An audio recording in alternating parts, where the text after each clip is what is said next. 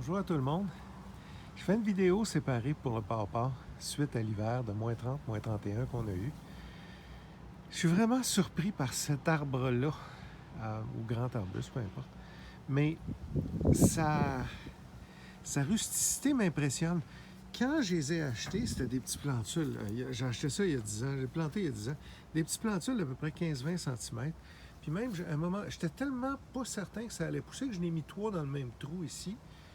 Un là, puis un là, pas loin, à peu près à 1,20 m, 1,30 m.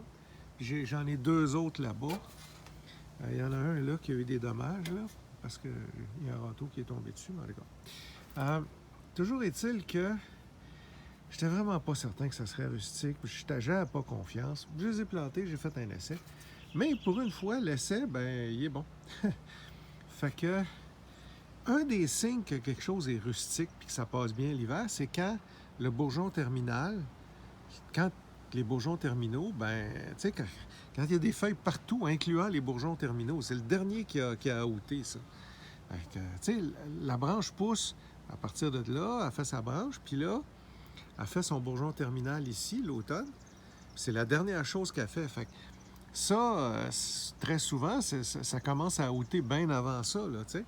Fait, ça, c'est la dernière chose à outer, à se préparer pour l'hiver. Donc, quand je regarde mon arbre, tous les bouts de branches, quasiment, sont vivants.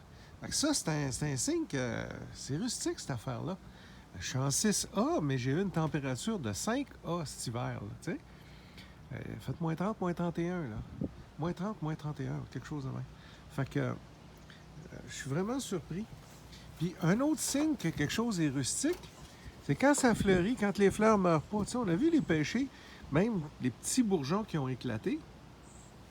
C'est les bourgeons de feuilles, là. Tout ce qui est fleurs est mort. Mais regardez-moi la floraison sur mon pawpaw.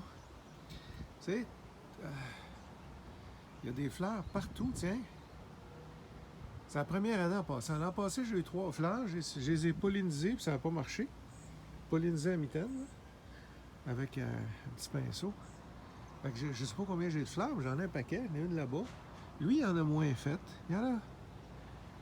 Oh, pas grand-chose. Puis ça, c'est pas auto-fertile, ce bébête-là. Là. Ça va me prendre des fleurs pour polliniser ça.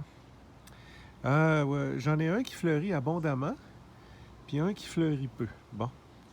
Je vois juste 2-3 fleurs dans lui. Bon. Il n'y aura jamais rien de facile. Quand ils sont petits, là, c'est ça qui arrive. Bon, on va faire notre possible.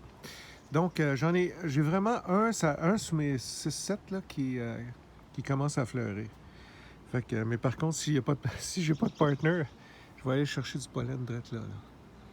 Donc, toujours est-il, quand on voit un arbre fleurir abondamment, après un moins 30, ben, on va se le dire, là, il est tough. Fait que, je pense que c'est des semis que j'ai. Fait que, puis je m'attendais, tu sais, un semis, la génétique est irrégulière, là. La rusticité, je m'attendais à ce qu'il y en ait qui soient moins rustiques que d'autres, puis qu'il y en ait qui meurent. Bien, pour l'instant, en tout cas, j'ai peut-être été chanceux, mais ce que j'ai acheté, c'est rustique. C'est rustique jusqu'au bout. C'est un des essais. Celui-là fonctionne. Un des essais d'arbres un peu exotiques. Planté ça il y a 10 ans, puis à un moment donné, je vais manger des pawpaws. Je ne sais pas quand, peut-être pas cette année encore, mais ça s'en vient.